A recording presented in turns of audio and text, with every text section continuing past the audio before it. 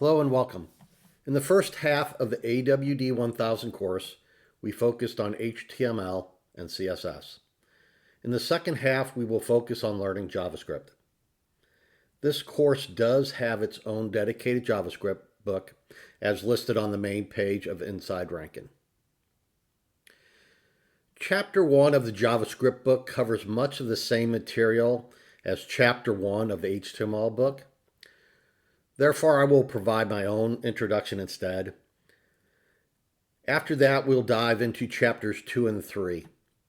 So let's get started. So what is JavaScript? JavaScript is a high-level, dynamic, and interpreted programming language. It's one of the core technologies of the World Wide Web alongside HTML and CSS. It is used to make web pages interactive. And it does this by multiple different ways. You can possibly dynamically update the content. You can control multimedia, animating images, form validation, and there's plenty of other things as well. Why should you learn JavaScript? Well, JavaScript is very versatile. It can be used both on the client side and the server side, making it a very highly versatile language. When we say client side, that's basically what we're doing in this course. It's all on the front end, right? We're going to be using HTML, CSS, and JavaScript. That's all client side, right? Server side is considered the back end. And JavaScript was, for many years, only a client side language. But in recent years, starting around 2009, started being some frameworks that started to become very popular, and Node.js is probably one of the most popular ones to do server-side JavaScript. And actually, the Node.js, we will be learning that in the second year database-driven 1 course. So also popularity, it's one of the most popular programming languages. So there's plenty of resources and documentation available. It's in very high demand. There's high demand for JavaScript developers, and there's many job opportunities in that area with someone who has mastered JavaScript. Lots of frameworks and libraries. One of the frameworks we will be using in that second year, also in that database-driven 1 course, is the React. Ease of learning, it's relatively easy to learn. Compared to some other languages are a lot more complex. JavaScript is a little more easier to learn. Like we were talking about, is JavaScript client side or server side? It's primarily, been known as a client side scripting technology, and it still is. It's used pretty much almost in all web pages nowadays. But like we were saying, with newer technologies coming on, frameworks and so forth, Node.js is considered a runtime environment, and it's used for server-side scripting. So JavaScript is now considered a full-stack development language. The history of JavaScript. JavaScript was created by Brendan Eich in 1995 while he was working at Netscape. The Netscape Navigator was one of the very first browsers that was available, and Netscape no longer exists. Other browsers have taken over, but JavaScript was originally named Mocha. Then it was renamed to LiveScript, and then to JavaScript. So here it mentions that JavaScript is not directly related to Java. I don't know if you've ever heard of Java. Java is its own programming language. And even though JavaScript and Java have some similarities as far as syntax, it's a much different language. Java is a compiled language, where JavaScript is an interpreted language. And there's many other differences as well. We're going to go through a few of those here in a minute. So one of the biggest reasons that I believe, I've read different times that they end up naming it JavaScript was to piggyback on Java success, because Java had very early success to build server-side applications. And at the time that JavaScript came out, Java was already popular, so they kind of was piggybacking on that name. Let's see here. So as we said, at the very beginning here, that JavaScript was is a high level, interpreted, dynamic language. So when we say high level, basically high level means that it's very human readable, right?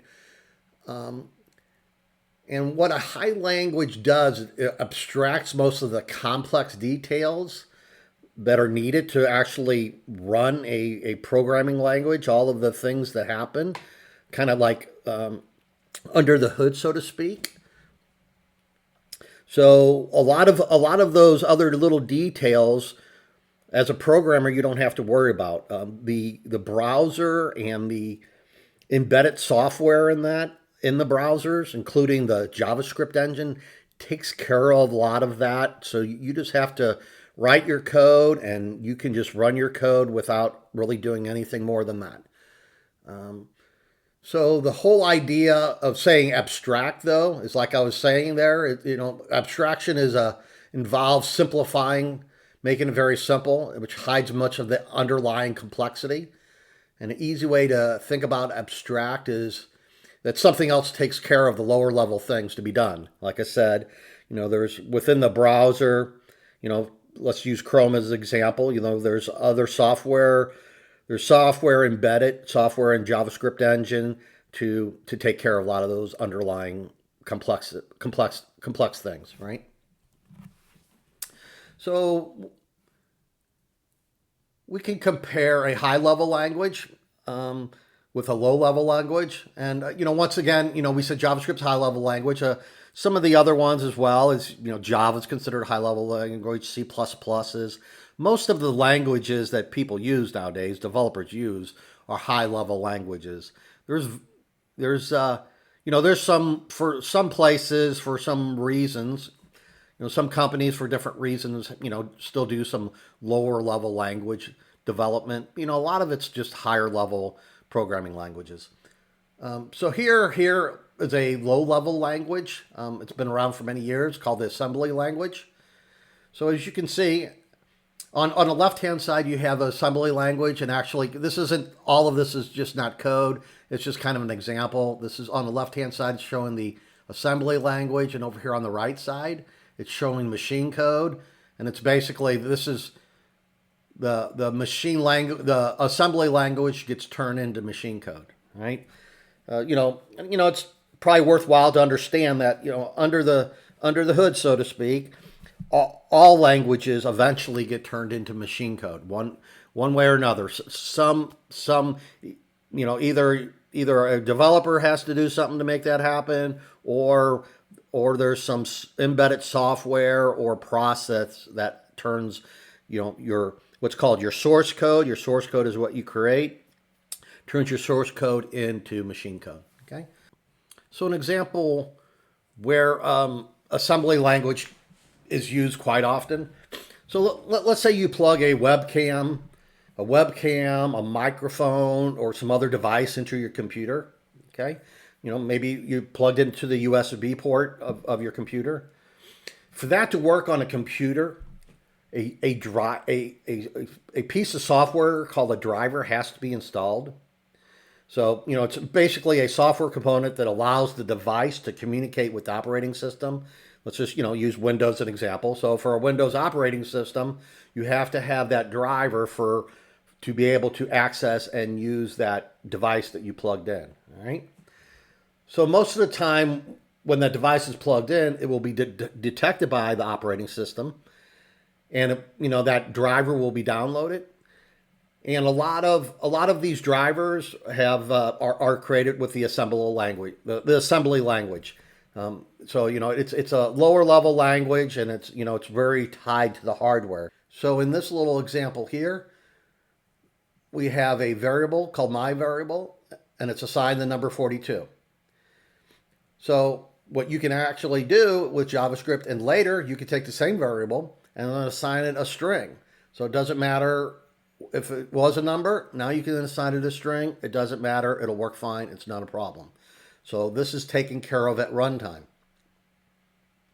Now compare a dynamically typed language to a static type language.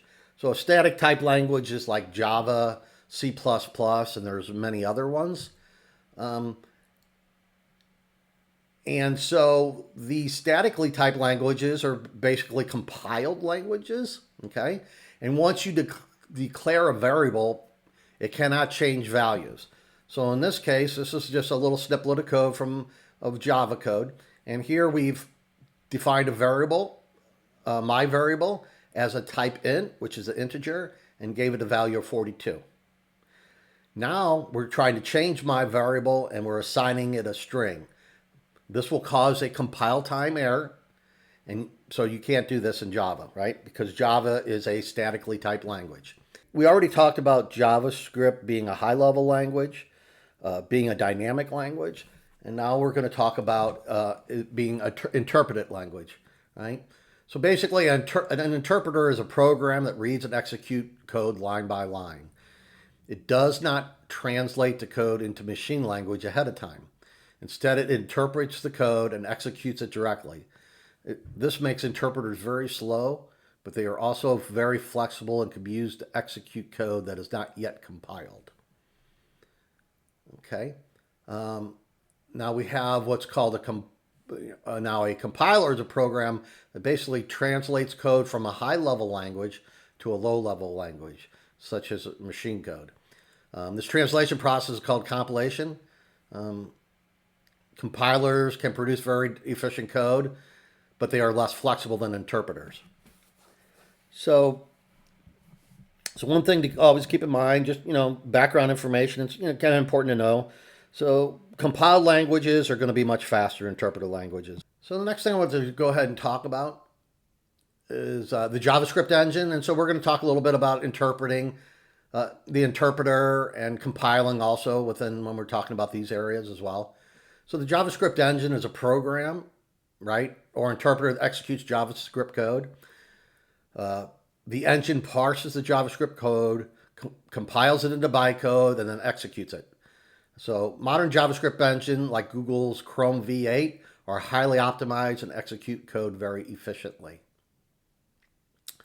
So what has happened here in recent times, Google's Chrome, when they built that, when Google built their Chrome, it's based on a project called Chromium, and this project Chromium, they made this code all this code for Chromium available as open source. And when we say open source, that means basically anybody can use it. Anybody can go and get this code and use it, as opposed to what's called proprietary software, where proprietary software, you're not allowed to see the code. You're not, you can't just leverage it like you want. It's proprietary for that company, right? Say a Windows operating system is proprietary. They don't let people just take it and build on top of Windows, right? But Chromium, Google's Chromium project, they made that open source so anybody can use that. And actually, Microsoft did take and used it for their Edge, their Microsoft Edge browser that replaced Internet Explorer. So they're actually using Google's V8 engine in Edge, right? So the Chrome V8 engine is very popular and used other places than just in Chrome. And it's also used by that framework I was talking about, that runtime environment called Node.js, the one that we'll be delving into in the second year in the database-driven 1 course. So that Node.js, that also uses, under the hood, it also uses Chrome's V8 engine as well. Okay. So this V8 engine also uses what's called a just-in-time compilation approach. And what it does is it initially interprets interprets all the code used in the interpreter. And it has an interpreter. You don't have to know all this stuff. As ignition, as the code runs, V8 gathers information about how it is used, especially for frequently executed functions. When it determines that a function is hot, which means often used, the V8 JavaScript engine will use a compiler to create optimized code for that specific function. So it's very complex. It's a very complex process that they use nowadays. So sometimes some of that code will just be interpreted very quickly. Other times it will be compiled so that it will execute quicker. Okay. Like we were just talking about, the V8 engine is used in several other major browsers and environments. Google Chrome uses it. Microsoft Edge uses it. Opera, another browser uses it, and it's also used in Node.js for server-side scripting. Okay, and probably many of you are familiar with Safari. Safari actually uses a different JavaScript engine called WebKit. Just wanted to give you a little bit of background in some of these concepts before we start getting into code, just so kind of understand a little bit what JavaScript is and kind of how it's executed, how the browser handles it a little bit, just to give you a little bit of background in that area. So next we'll go ahead and move on to some of the chapters, some of the coding for chapter 2. Okay.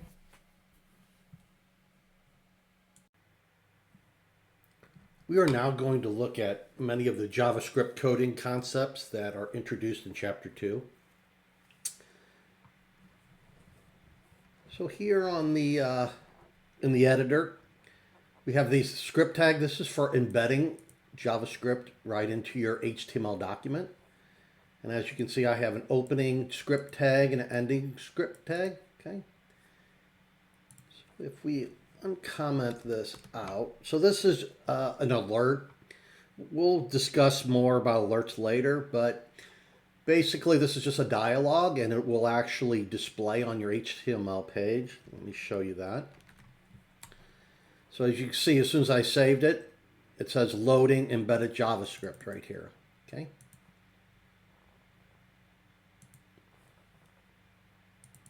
So let's go ahead and comment that back out. Now, another way is to use an external JavaScript file. And we also use the script tag as well.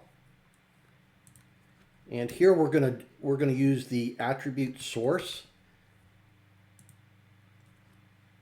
And I have my JavaScript file in a folder. Real quick here, I have my JavaScript file in a folder called JavaScript.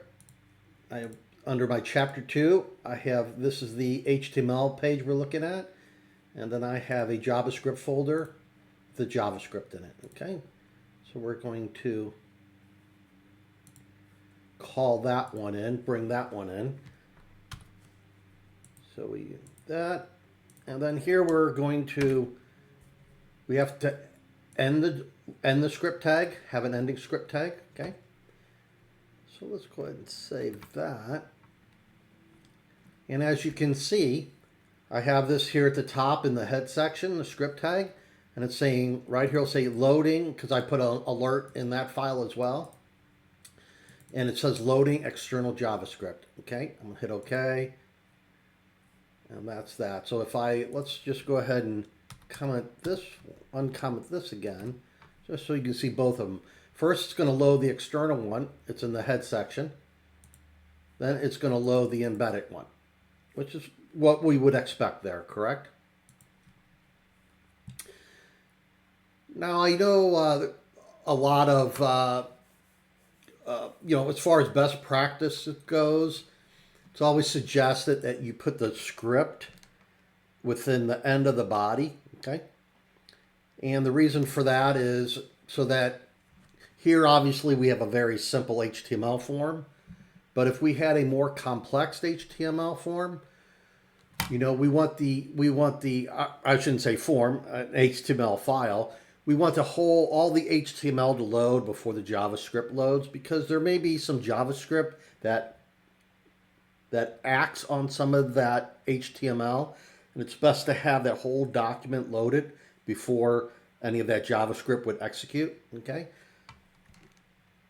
So then if we put it down here instead, and this is right before the body tag, the end of the body, ending of the body tag, right?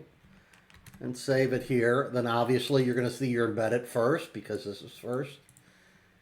And then obviously you're going to see it loading your external second, right? And one thing you want to be careful about sometimes, and you know, we'll talk about this more in the future, is there's times that you're going to use maybe some kind of a JavaScript framework, or you know, you may have multiple JavaScript files yourself, and sometimes you're accessing in, you know, either like maybe an embedded JavaScript or another JavaScript file, one from the other, right? You can actually access functions and so forth from one JavaScript file in another JavaScript file. So you need to make sure that you have the right order on how they are loaded. Just something to keep in mind for the future. We'll talk about that a lot more, okay? I did want to mention one more thing, and this isn't discussed in chapter 2 of the book. I think they actually discuss this a lot later on in the book. But if you go ahead, let's go back and put the script tag there. Save that, and obviously we're going to click those. One thing that you can do, this is kind of a newer feature that's available. You can use defer here, right? And if you use defer here, now, as soon as I save this, it's saying loaded the embedded JavaScript. It's not loading this one now.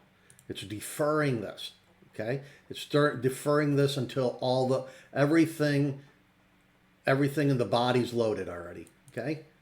And now I click OK, and now it's loading the external.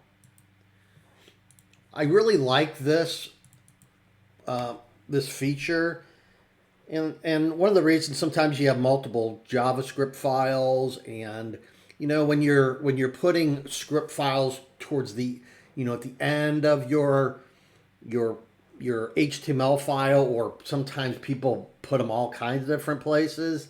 It's kind of hard to know, you know, what is actually contained. And I like the idea of actually having this all included in the head section.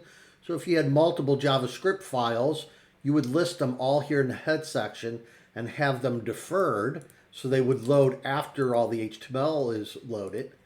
But at least it's all in one place. Yeah, I just really like that concept. Okay. So we're going to go ahead and let's comment this back out.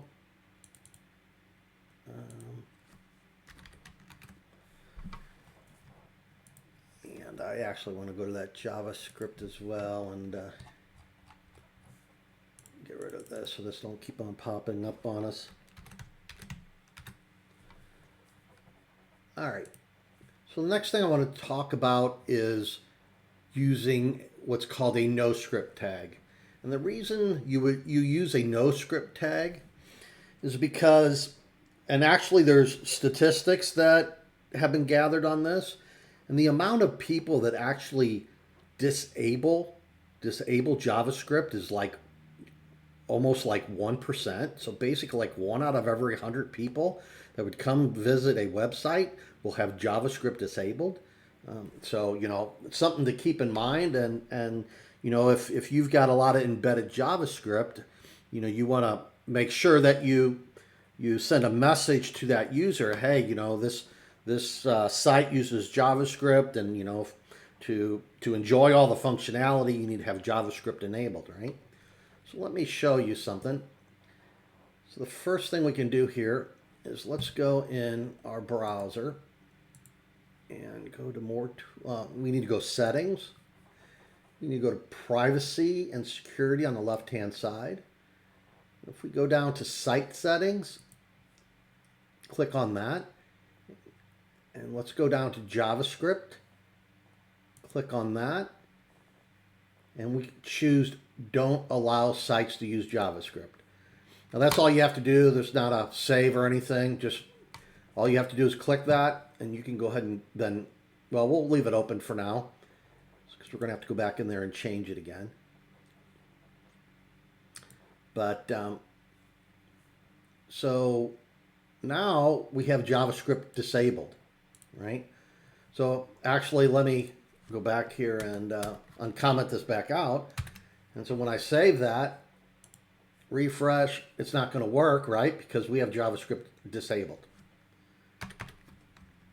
Now what you can do is you can use what's called a no-script tag, okay? And let me just copy one I have here for simplicity reasons.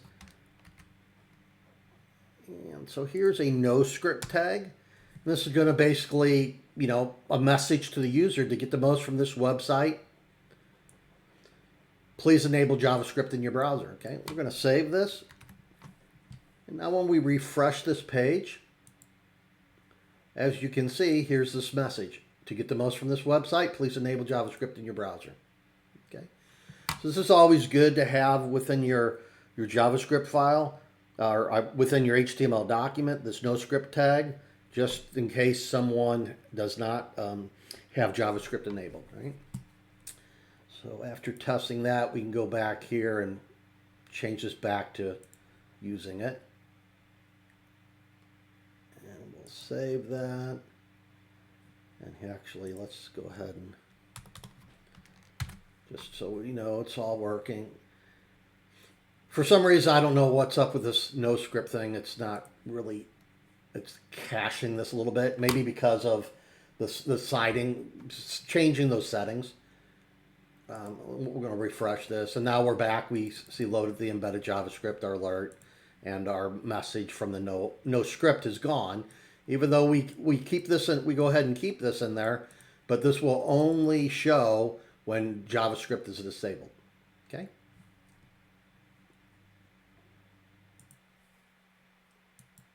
In our external JavaScript file, we're gonna look at multiple different concepts here.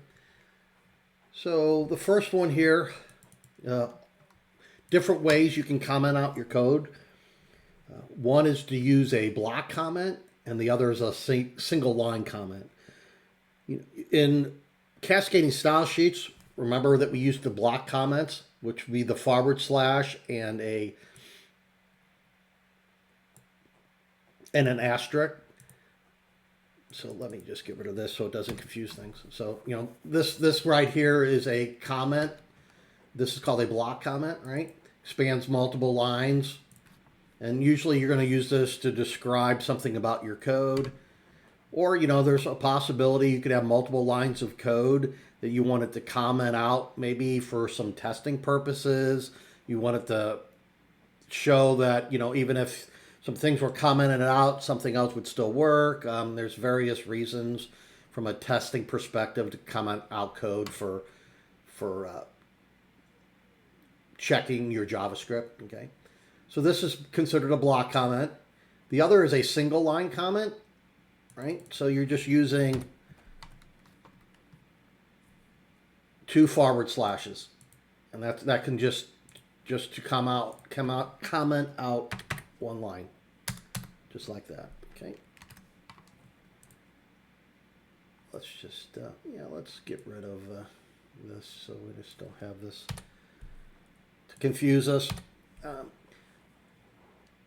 Another thing is JavaScript is does not care about white space. So basically, you know, you could actually even have this on 2 lines like that. Usually, it's more for readability. You know, you use white space for readability. Obviously, you can't do something like that. But you know, you can do. You know, all this white space is the JavaScript engine does not care about this, right? So, you know, you want to use white space for readability purposes.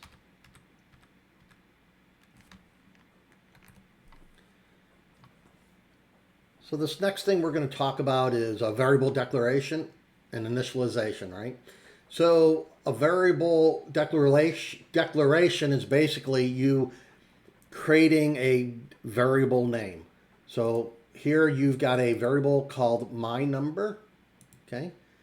And it is of you're using let, and we'll talk about this a little bit more here, okay? But you're initializing it a value of 42, okay? There are three different JavaScript keywords that are used when creating a variable declaration. So there's var, V-A-R, let, let, and const, C-O-N-S-T. C-O-N-S-T is for a constant, okay? Now var is basically the old way of doing variable declaration. So years ago there was not a let or a const, there was only vars.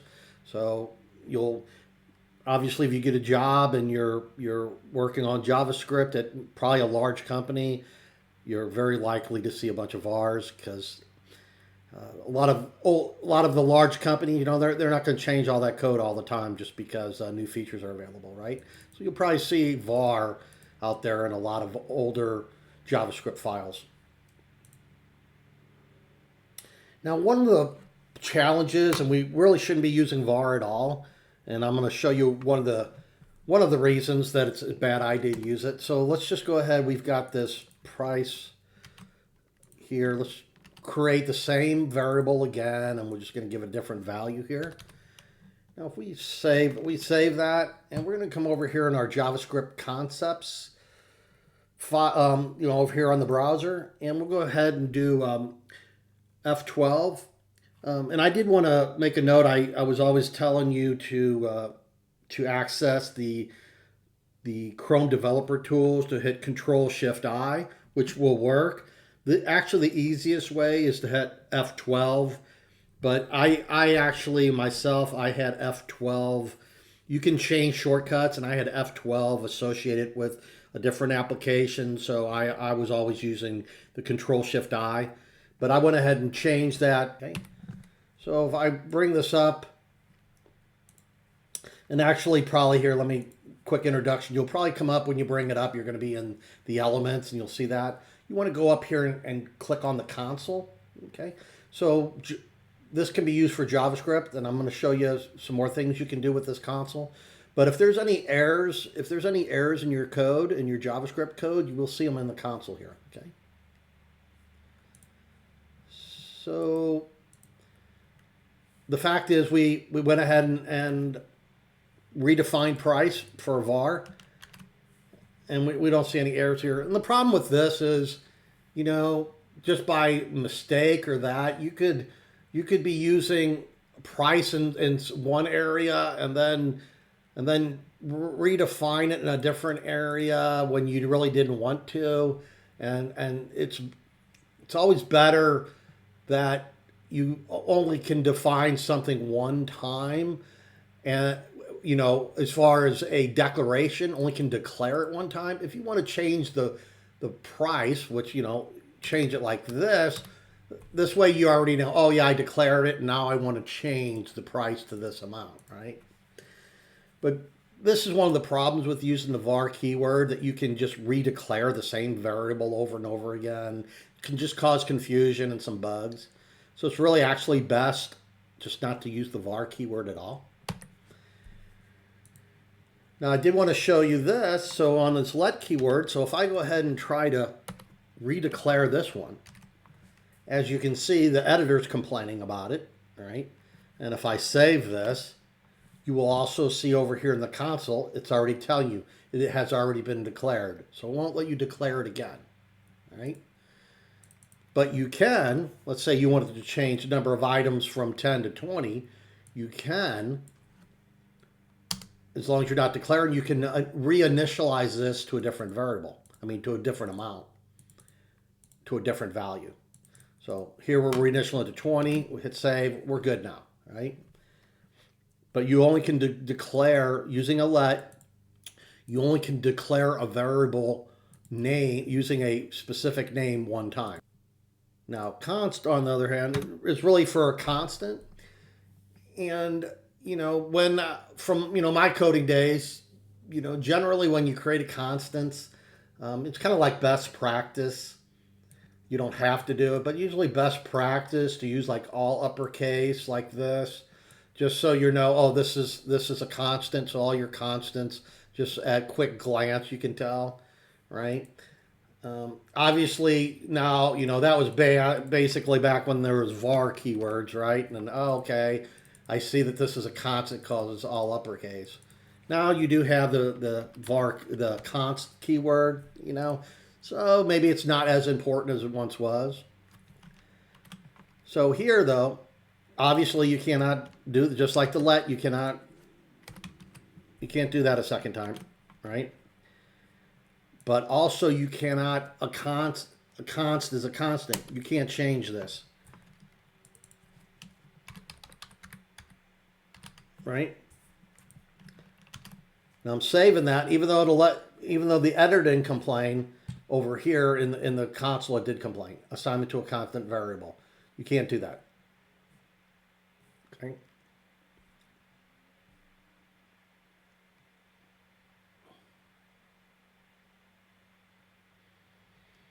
Now next I want to go over the different primitive data types.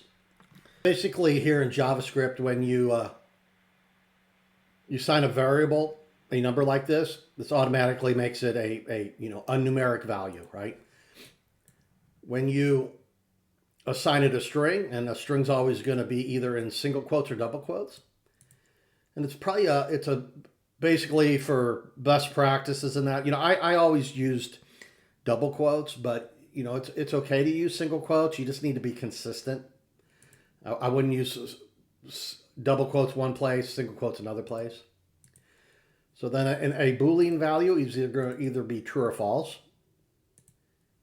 And then to create a symbol, you have to use a symbol keyword like this. This is the signature to do that. Okay. You also can assign a variable to null. If you don't assign a variable to anything, it will be undefined, which is a type. And the seventh, the last one, is a big int. And whenever you have and it's really just a very big number. This isn't really a very big number. And you, to signify it's a big int, you always have to, at the end of it, put this lowercase n on there. Okay. Now, one thing I did also, we kind of talked about, in the introduction a little bit about, JavaScript's all is pretty much like kind of a runtime type. It's a dynamic language. So all of these variables get assigned at runtime, and it gets all figured out at runtime. This is not the same as, say, like Java. And, we kind of spoke a little bit about how Java and JavaScript are completely different. Sometimes it gets confused because they got the same name. And then, JavaScript, is basically more of a marketing ploy back years ago because Java became very popular. They named it JavaScript, probably just for marketing reasons. But I did want to show you kind of the difference on how JavaScript is a runtime. You don't have to compile JavaScript, right? But a lot of these other languages, these statically typed languages, like Java, C#, etc., you have to actually compile it. And I just wanted to kind of show you this a little bit, just, for background information. So let's come in here. I do have an example down here. I just want to delete that one. So this is basically a Java file. Okay. Now I have some things set up in my editor and also have things downloaded so I can actually compile this file, right?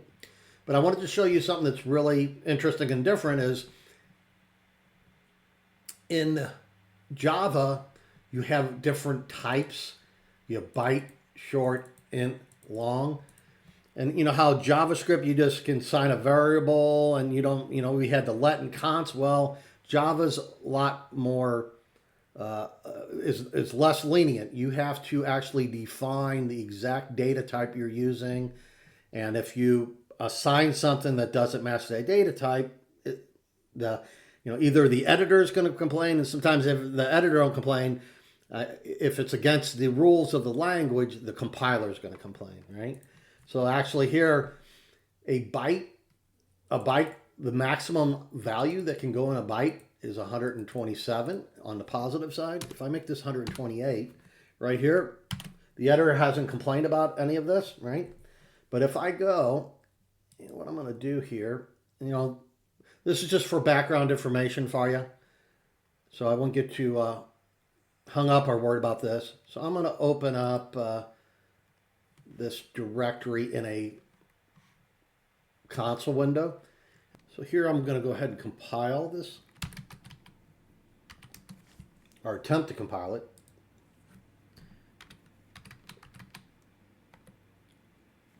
And as you can see, incompatible types,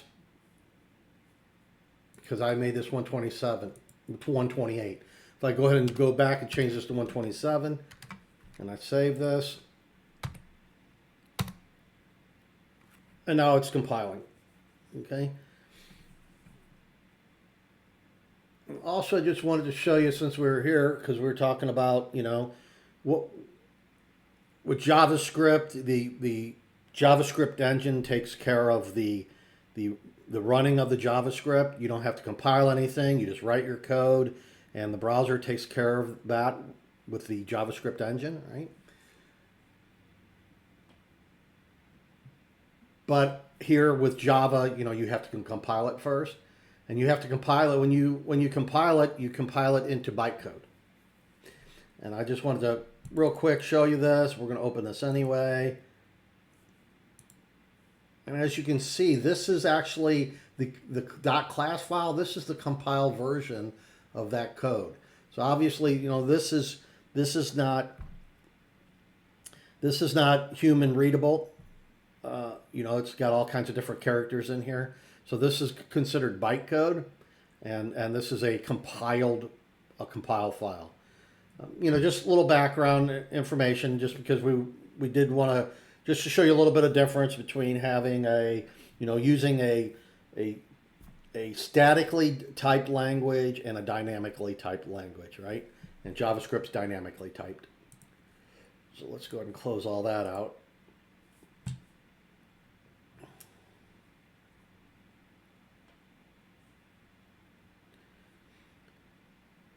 So there's different ways as far as, best practices, or, and a lot of this best practices, probably one of the most important things is consistency.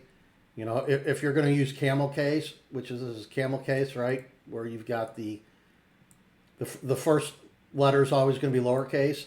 And I would say really, it's probably definitely best to always have the first letter of any variable being lowercase. But this is camel case, where you got an uppercase here, an uppercase C there, and a uppercase I there. Another way is to use underscores. All right. Now, a couple other things about variables. You cannot use dashes. It's complaining here in the editor. You can use a $sign at the front. That's valid. $signs are valid. Numbers are not. You cannot start a variable with a number. It's complaining right there. Also, you cannot use a keyword that's in JavaScript. There's a whole list of reserved keywords that JavaScript has.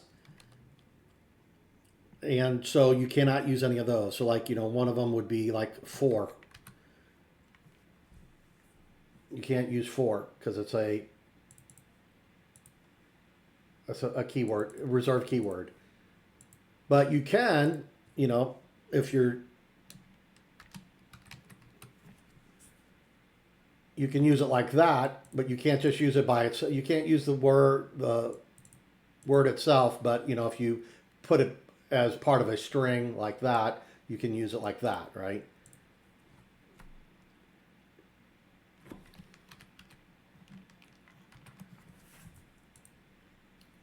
This is a constant, just like we were doing the state we're born. This is a constant for pi, right? I did want to go over this. So hoisting is about the practice or the functionality in which when a function is created, it gets hoisted to the top of the file. So like here, you can see we're calling this function before we even define this function. It's defined here, but we're calling it here, right? So let's go ahead, and I haven't talked to you about the console enough yet, which I will here. So let's save this. And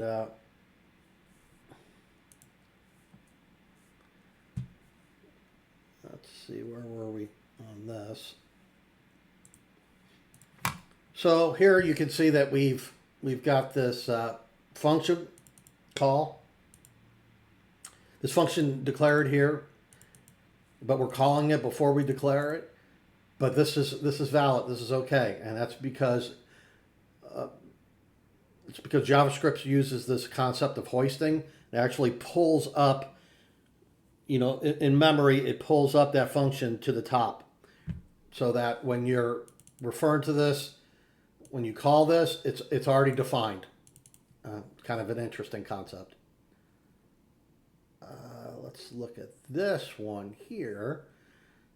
So this one's a little more interesting, and this is called the temporal dead zone, right? And basically, this is going to, what you're doing here is you're trying to use a variable before you just declare this variable, okay? A little different than that function above, right? So we get rid of this. Let's save this. We're doing this console.log, and this console.log actually just logs it to the console here, right? We'll get into that a little more. But we're using this temp var variable, which hasn't even been declared yet. So when we save this, you can see that we get a reference error. Cannot access this before initialization because it hasn't been initialized. Okay, let's talk about arithmetic expressions operators. So you have, your basic addition, subtraction, multiplication, division, right? Just need to make sure that you always use parentheses first, right? And you do multiplication and division before you do addition and subtraction. So one little thing I did want to show you, kind of help you out here a little bit, especially if math's not your thing. You can always take these, you can take this equation here, you can copy this, put it here in the console, and it'll give you the answer. Just cut and paste it in the console and give you the answer. So this console here, you basically run any kind of a JavaScript right here in the console, okay?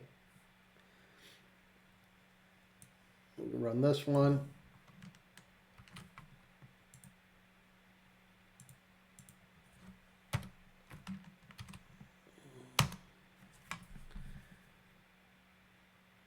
So it's a good way to check your work. Verify.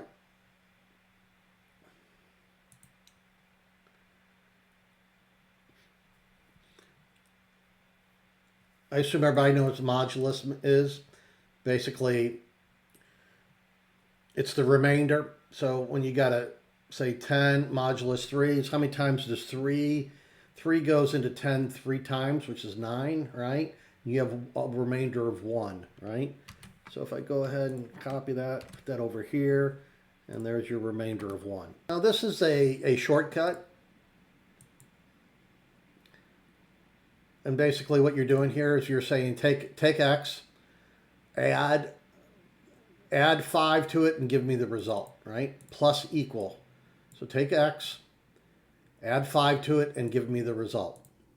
And that's equivalent to x equals x plus 5. So you know how we went ahead and put some of these expressions right into the console, right? You have to be careful on a few things, especially so this browser here is basically the, this we're using live server. So it's loading the index.html, right? And so it also has all of the JavaScript that's referenced in here as well. So this whole file here is already referenced in here. So if you went ahead and tried to, if you put this in here, it is going to complain because it's already been declared. It's already been declared in the file. So as you can see, X has already been declared, right? And actually, more than even that, it already executed this as well. It executed this line. So X was 10. We incremented it by 5 more. So X equals 15 now. So if we just put in the X variable here and hit enter, it's going to say 15 because it already ran this. When it loaded this file into the browser, it already ran all this JavaScript. Same with greeting. We grab this greeting and it's going to be hello world. It's already there. I did want to, an important thing here also is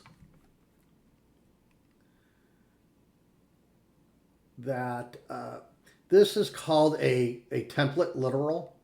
And if you see these little ticks here, right, you got a tick before the H and you got a tick at the end here after the curly brace.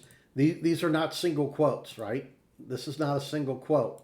This is actually a tick, right? So on your keyboard, the key on the left of the 1, you've got the top part being the tilde, and under that you've got a tick. So that's the character you use for a template literal. And it's very handy because then when you have a template literal, you can use this $, open and close curly braces, and you can put variables in here that'll print that out. Okay. And we could just do this in the we could cut and paste, put in the console, or just even uncomment that out, and it's going to automatically pick that up.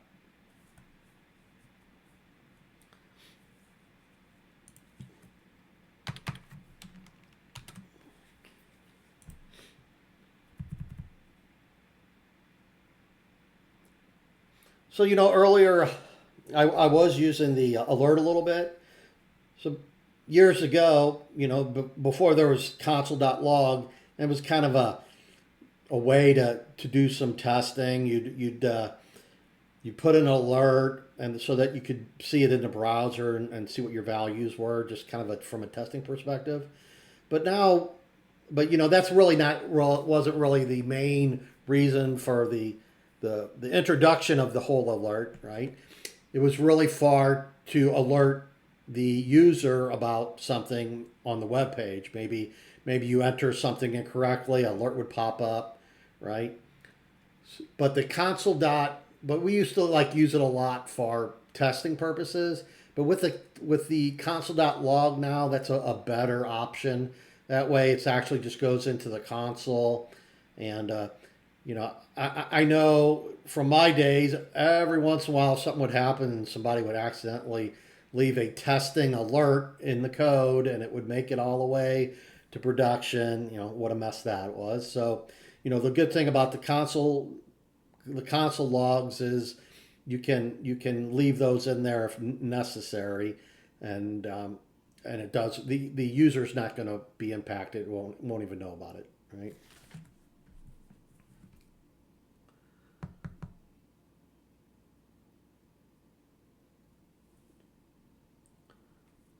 So I'd also want to go ahead and look at a new line character. And by using \n, this creates a new line. So this line of code here, this string literal, will be on 2 different lines. This is a line, and then this is a new line. So the next thing I want to go ahead and show you is we'll be getting into this a lot more in the future, but this is how you define an object. This is an object declaration. And so let's just kind of, for now, let's get rid of that. So basically, you're creating an object called person, and you're giving it two properties, a first name and a last name, right? But you can also, besides just giving it a property like that, we can also define a method, and we're going to be talking about methods later. We'll create a method called full name, right? And so full name will go ahead and take these two properties, and it's going to combine these together and put a space in the middle. So just to show you this,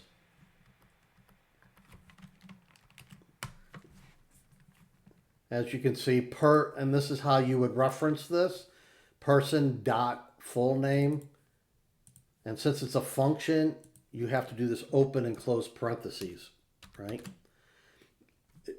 If it wasn't a function, you could just do like this. You got this first name. Oh, I did what I do wrong there. Okay, I need a capital. It would just do John. Because this is a property, you can access this just by using the name itself, but you have to do the dot first, object name dot property name.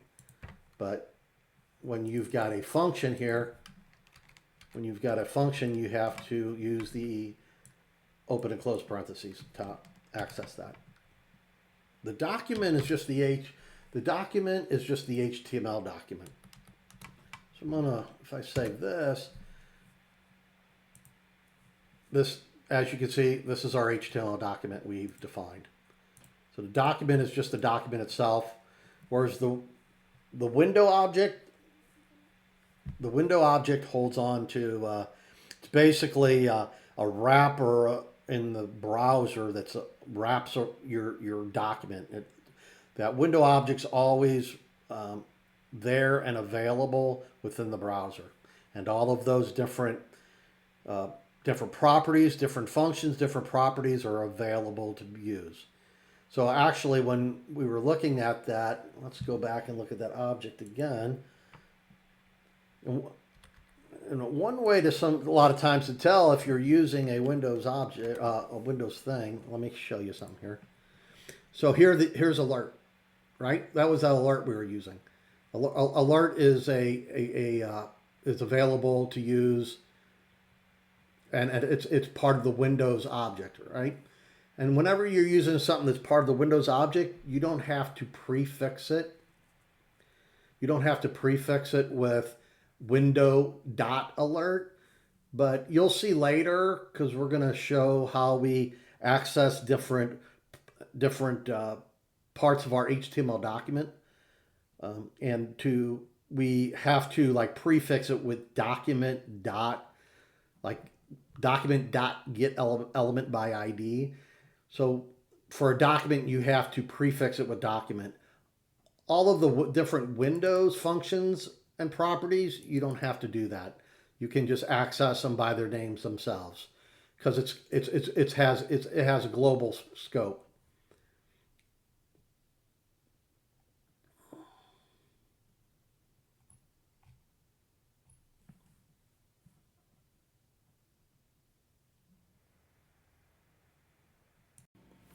So now we're going to go ahead and talk about Chapter 3 concepts. So first, I wanted to talk about the assignment operator, which we have already seen. We've seen this in Chapter 2, and this is basically declaring a variable and assigning a value to a variable, right? And here's an example. We've got this variable. We've got it called assign number, and we're assigning it the number 1, right? So this single equal sign is called the assignment operator, right? And it's not a regular equal sign saying something is equal to something else. It's just to assign a value to a variable.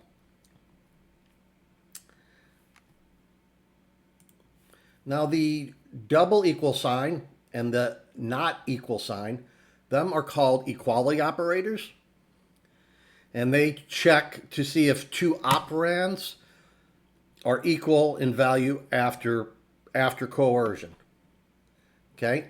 And what that means here is, if you'll see this result here, this first 5, this is called one operand. This right side here, it's called the other operand, right? This is an equality operator.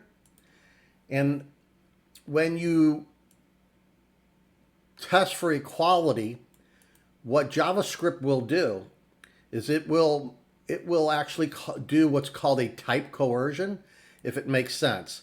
So in this case, it's saying that 5 equals 5, even though this is a number and this is a string, this will return true. That's because it does this type coercion, if it makes sense. Now here, we are actually using what's called a strict equality operator. And this one will end up returning false when you compare the two, because this one will not take into an account the type coercion.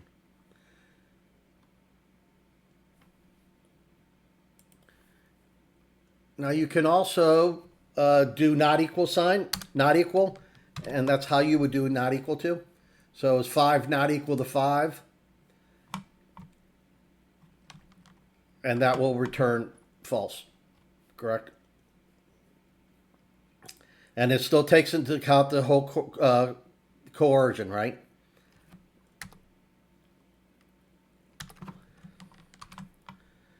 All right. Next, we're going to talk about different relational operators, okay? And a relation operator is basically, greater than sign, less than equal to, greater than equal to. These are different relational operators, all right? Now, so in this example here, x greater than 2, this is considered a conditional expression. This will return either a true or false. All of these different conditional operators return either a true or false, a Boolean, all right? Now, let's go ahead and go through this. So what I did here, I went ahead and originally I set up a variable called result, and I'm just overriding the variable for every example here. You know, you typically really don't want to do that in your JavaScript. I did it just because it's basically throwaway. After example's over, I'm moving on to another example, so I'm not trying to hold on to those values to be used later. So just want to mention that. And I'm using the console log, and I'm also using the template, the string template, where we use the little ticks. These are not single quotes. These are the ticks, right? Back tick. So I got that, and then we're using the $sign this as a variable that we're passing in, right? And this is just a label, so we can see it over here on the right-hand side. Okay? So let's go ahead and look at this expression here. We got x is greater than 2. So x is 5. 5 is greater than true. This result should be true. So if we look at the third one over here, we see it's true. Okay, that's what we expect. Now we're doing, is x less than y? X is 5, y is 15. This is also true, right? So number 4 here should also be true. Okay, with this one here, what you have to do here first is you have to do what's in parentheses first. So you've got a y, which is 15 minus 10, which is 5, right? And then is 5 less than or equal to 5? Yes, it is, and it's true.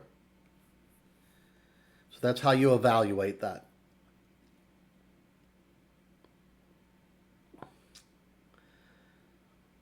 Floating point numbers. Okay, so floating point numbers can pose some issues. So if you look at this, for now, let's just comment out this for a second here.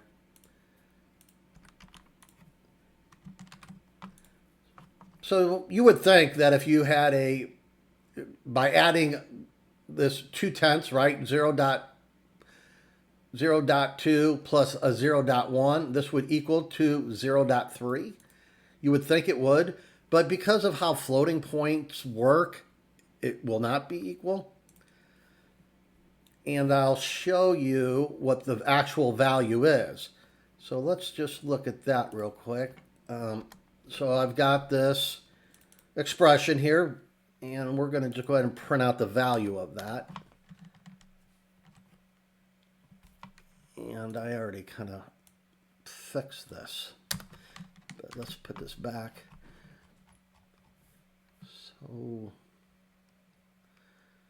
So here, as you can see, that our 0.2 plus 0.1 does not equal 0.3. It is actually this number here, right? So with floating point numbers, so just in general, a floating point number, is a positive or negative number with a decimal point, right? So with computers use binary, which is base 2 to represent numbers. So some floating point numbers cannot be represented exactly in binary, and that's why you're seeing this. This is a common issue in many programming language, and it's just basically a result of how numbers are represented in the binary format. So, JavaScript can have some problems with floating point numbers, especially numbers like using mathematical expressions for dollars, for currency, and that can be very challenging. And one way to kind of fix this is we can actually take this and we can do what's called toFixed on this. And we can give it toFixed with 2 decimal places. So this will round this, and this will round it so that this will be 0.30. So let's just go ahead and save that. We'll go up here, and now you can see that it rounded it off like that. Now, even though you can do this, in a lot of circumstances, this would be fine. But if you're doing some significant amount of computation, you may get some certain numbers that even though that this worked far, that you could still have some rounding issues, and rounding issues are not good, especially like for bank statements and any kind of financial statements. So, JavaScript's really not the best language in all for all things, right? There's other languages that handle things like that a lot better. Okay. So this is just a basic Boolean check. Is active is true, right? So this is just going to print out true. Let's go back up here. 8. All right. Short circuit operators. So basically what a short circuit operator is. So it's different in the double ampersand here is an and, right? So it's basically saying, is this expression evaluate to true, and does this expression evaluate to true? If both of these expressions evaluate to true, then the result is going to be true. If one of them evaluates to false, then the result's going to be false. So these both need to be true for the result to be true.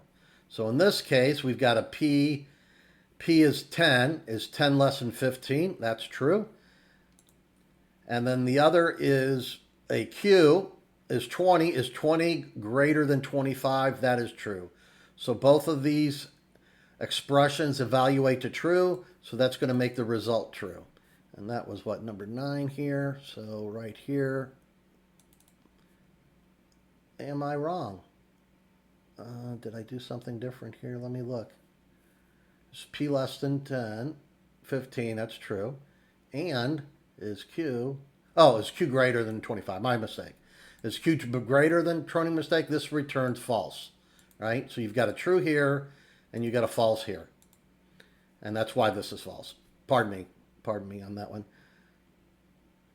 So I did want to also, what we're going to be looking at again here, maybe in the next couple more examples. But so this is the double ampersand means and, but the double pipe is or, and this is another short circuit operator, but this is the or one.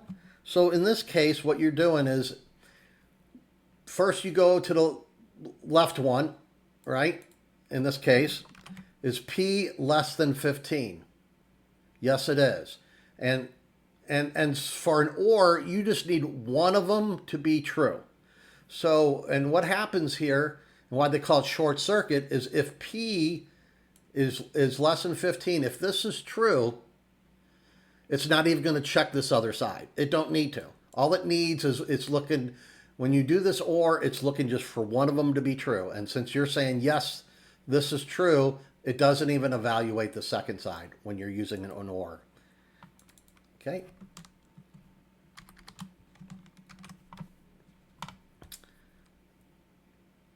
This is operator precedence. Okay.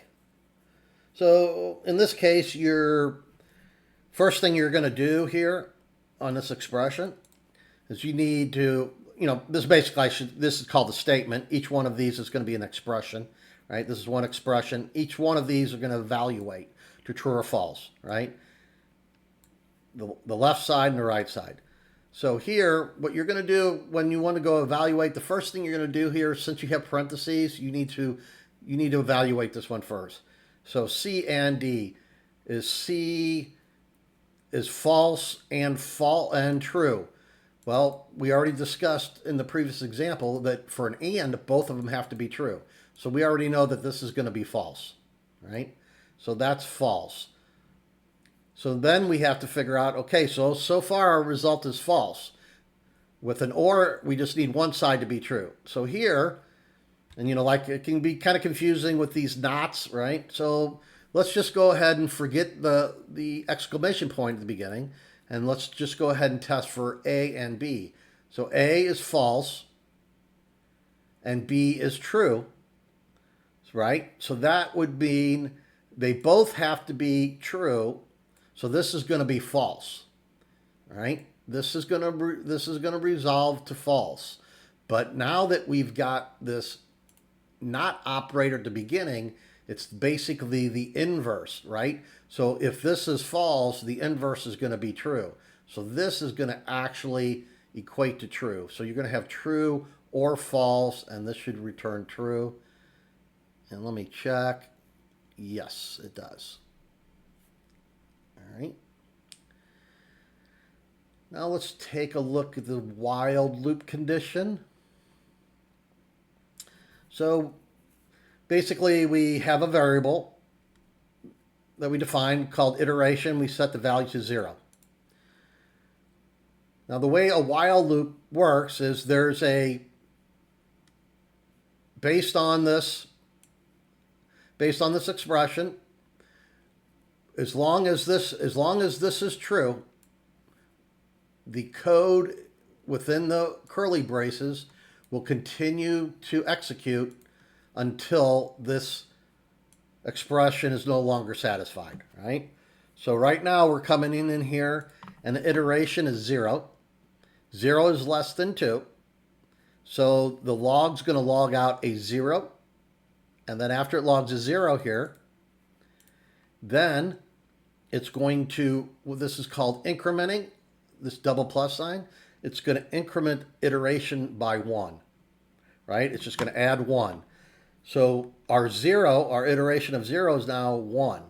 It's going to come back in here, and like I said, it's going to keep on executing this until this condition does not meet this condition anymore, right? So 1 is less than 2. So it's going to go ahead and go within and execute everything in the curly braces.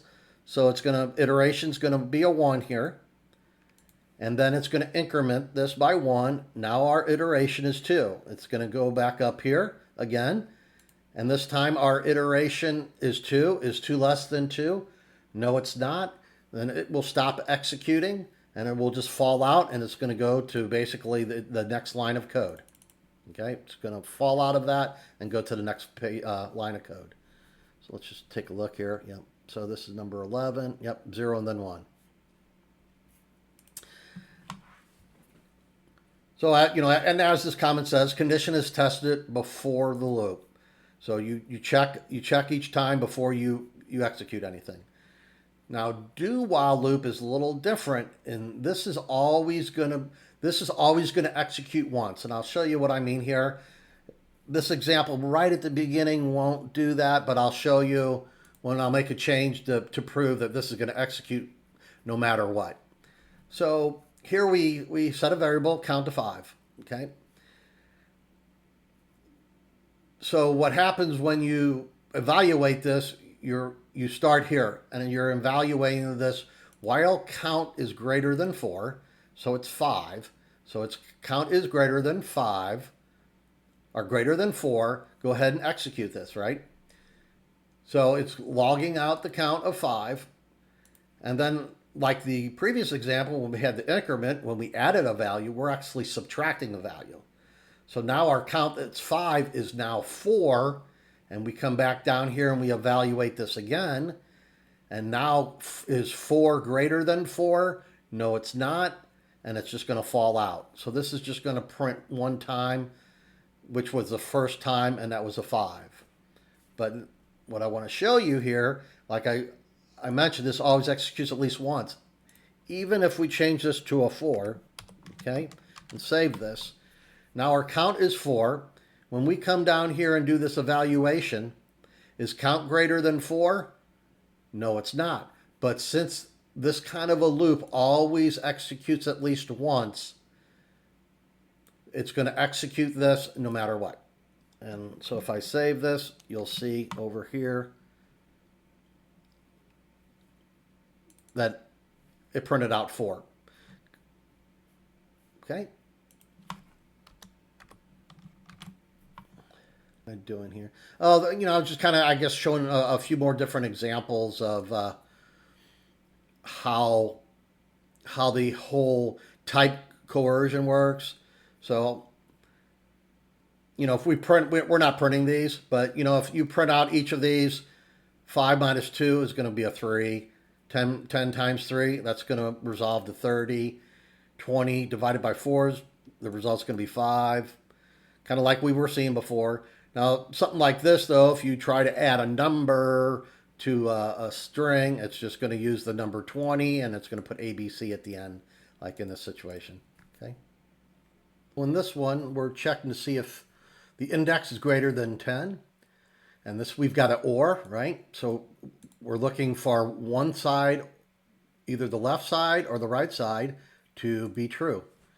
So index is greater than 10, that's false. So then we check the other side, and our index is 6 divided by 2 equals 3. This is true. So that satisfies that. And so since that satisfies that, it's going to execute this line. And this line is to increment the index by 1.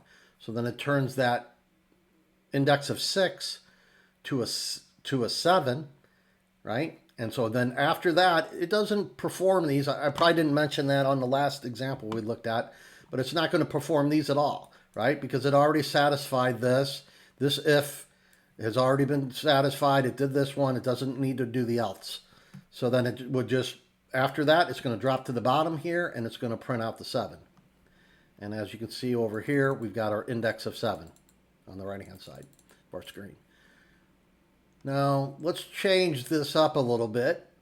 So let's go ahead and change this to a 3. And so then we're going to come in here. And is our index greater than 10? That's false still. And then OR. And then so we're going to do the second side, the right side here. Is 6 divided by 3 equals 3? No, that's false, because that would actually equal 2. So that would be false. So we're not going to do this. We're going to go to the next statement, and we're going to do else if. So then we check, is index equal to 6? yes, this evaluates to true. So then we're going to go ahead and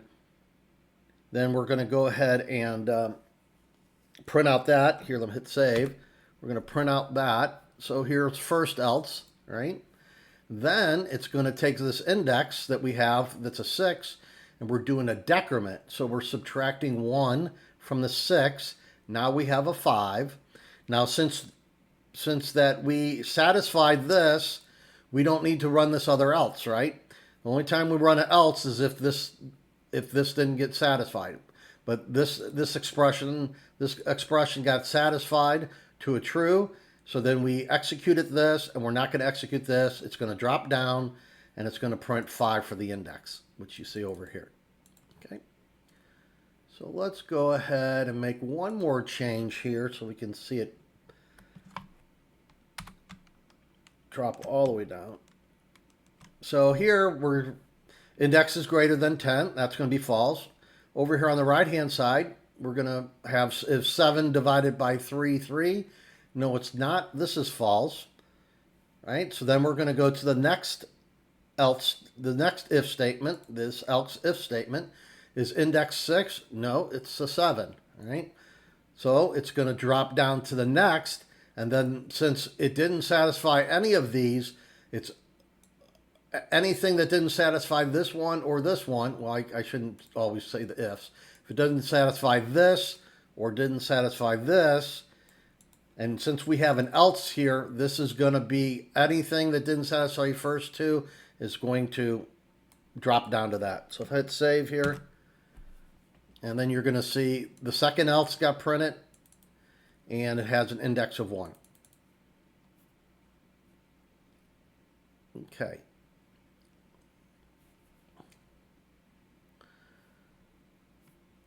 All right. So this example, so here we have a variable of total weeks of 26.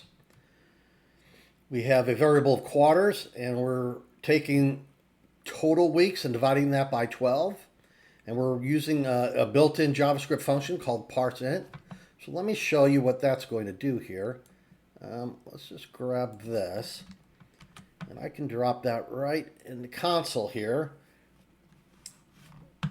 So if I do that, as you can see, hopefully you can see at the bottom here. I'm not sure if you can. So here at the bottom, the value is going to be 2.166666 repeating, right? So it's a fraction, right? It has a lot of repeating numbers there, right? So in this case, what we're wanting to do is we're wanting to kind of convert that floating point number to an integer, right? And we can do that by using this parseInt. So if we just go ahead and do parseInt here,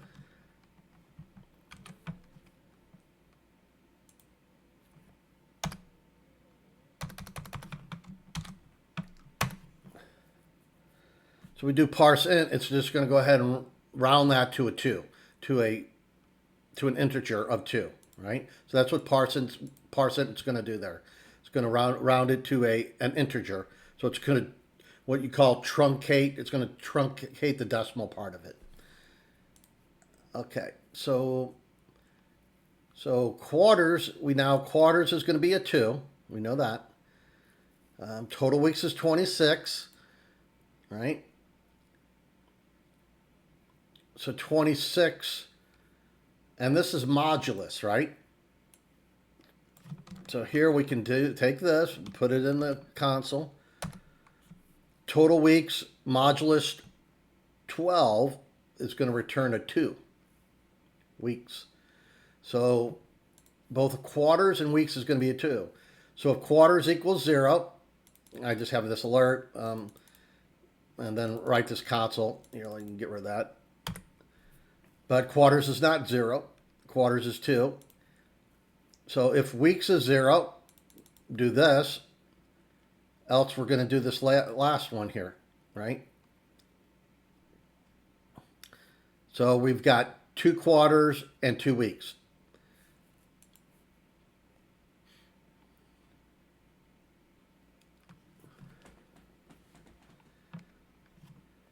Okay, so for this example, we got a salary of 400. And our first if statement is if the salary is greater than 600, we want to use this tax rate. And since our salary is not greater than or equal to 600, it's going to drop down to the next line, right? So we're checking to see if the salary is greater than 400, greater than or equal to 400, and the salary is less than 600. Okay, so our salary is greater than or equal to 400. That's true. Actually, this statement here is kind of redundant, and I'll tell you why. Because if our salary is 600 or greater, this would execute, right? If our salary was 600 or more, this would execute. So we never really have to test if the salary is less than 600 because this would never get this far unless it's not. So basically, we would remove that. We can remove that. We already know that the salary is less than 600. And so the same thing here. So we've got 400. So what if we change this to, so what was our printout here? Which one is this? This is number 17. So our tax rate's 25. That's what we expect. If we change this to a 200 and save it, it's going to be 15, right? And once again, this is redundant here. It's not really needed because you would never make it if the salary was greater than or equal to 600 or greater than equal to 400. We would never have made it this far. This would have executed and would fall out, right? So this is really redundant and doesn't need, we already know. Hope that makes sense.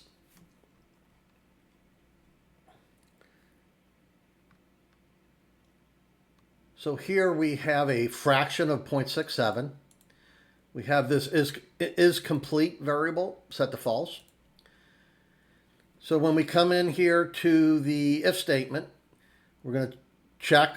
We have a double ampersand here, so that means that both sides of this have to be true. So is fraction greater than 0.60? Yes, it is. So that's going to evaluate to true. Is complete is over here, and that's set to false. So this is going to be true and false. Both of these are not true, so it's not going to execute anything within here, and it's just going to fall through, and it's going to print out this console, and it's going to have print out steps of 2. Now let's check to make sure. Yes, steps of 2. So here we can make some changes. So we can change this to true. And now if we evaluate this if statement, fraction is greater than 0.60. That's going to be true. Is complete is going to be true. So it's going to come in here and start executing this. So it's going to take steps, which is 2. And what this does is this is going to take steps variable. It's going to add 3 to it, and it's going to set the steps equal to that value, which is going to be 3 plus 2 is going to be equal to 5, correct? So here it's going to be 5. Then after that, it's going to, because this is not like an else statement, so since we're already in here, it's going to check this next thing. It's going to say if is complete. Well, we've got that set to true. So it's going to take that. So we're already at 5 now. Steps is at 5. We're going to increment that by 1 more, right? So it should print out 6. Let's go ahead and save this, and this should print out 6. And there we go.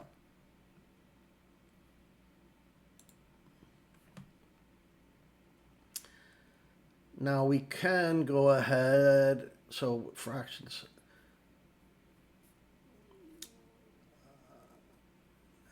Okay. Yeah, we could, to get this other one, and we'd have to change some things around. I don't want to spend a bunch of time on that. Okay, we got this while loop. I think I made this one also 18, so might Hope that don't confuse you here. So here we have days of 7. We set a variable j of 1. So we're going to do this while loop, and we're going to say as long as j is less than the number of days, then we want to go ahead and print this variable j. So it's going to first print 1, then 2, 3, 4, 5, and then it's going to print 6, then it's going to come on back up here because it's incremented each time.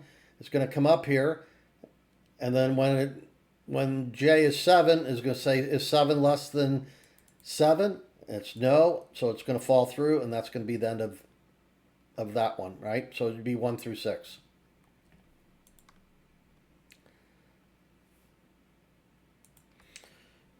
The way a for loop works is a for loop has 3 different parts. First, it has the initialization. And so you're basically initializing a variable. And then you have a condition, which you're usually checking that variable. You're going to be checking that variable against something else. In this case, we're checking this variable of I against duration. And then the third part here is the increment. Or you could do an increment, you could do a decrement, different things depending on. In this example here, we're basically, we're setting some variables here, right? And we're starting with the value of I. And then as long as I is less than or equal to the duration of 5, right? So if we start at 1, it's going to do it the first one, then it's the second, all the way until I is less than or equal to the duration of 5. So until the I is 5, it's going to accumulate this value, and it's going to keep on adding to this value the previous accumulated value times the rate. Okay.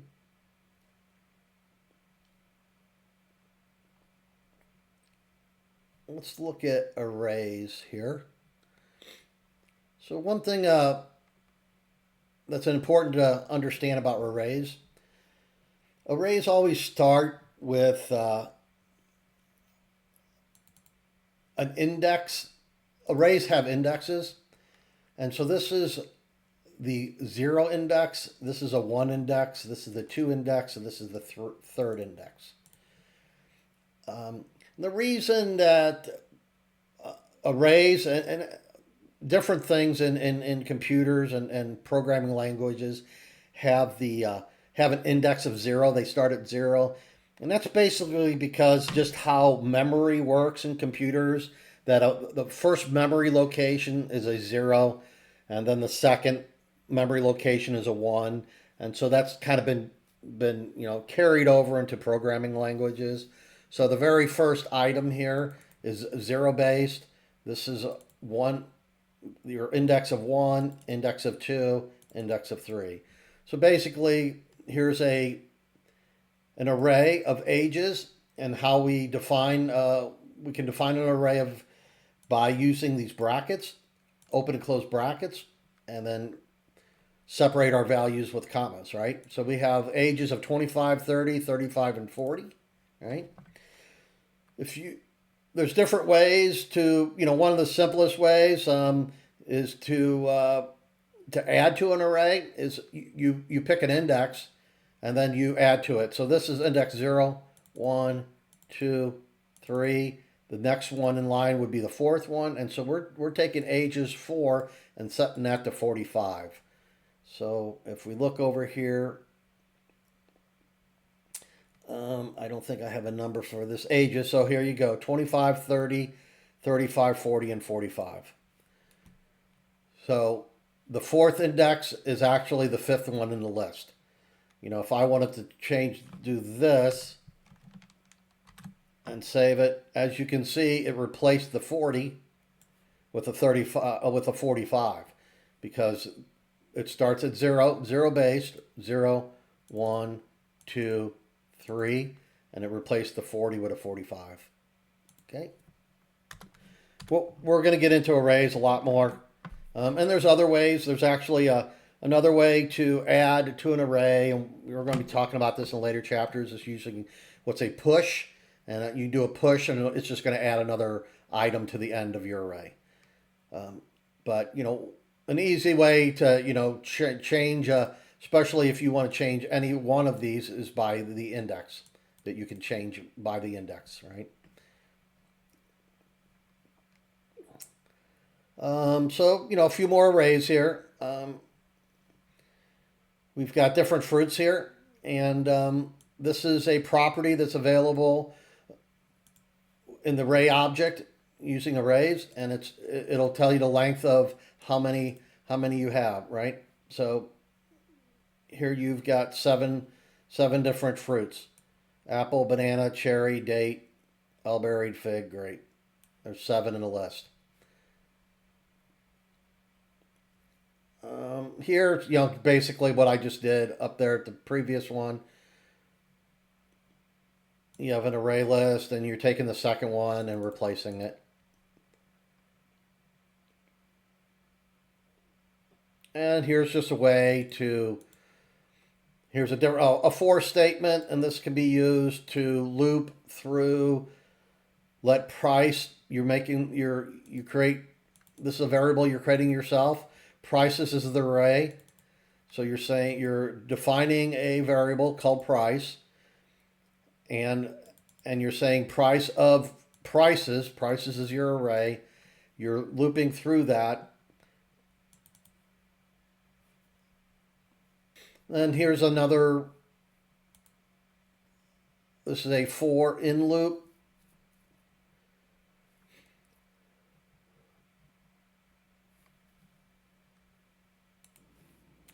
So for a for in loop, what this will do is it'll iterate through your array, but it uses what's called keys and values, right? So your key is going to be this I here is your key. So like we said, we started with, when we were just talking about arrays, starting with a 0 base. So this is your 0, 1, 2. So I is going to be 0, which is going to be your key, 0, and then the name of lion. Then it's going to keep iterating through all of the animals. And so the next animal is going to be tiger, and its key is going to be a 1. And then bear, its key is going to be a 2, and it's going to print out bear.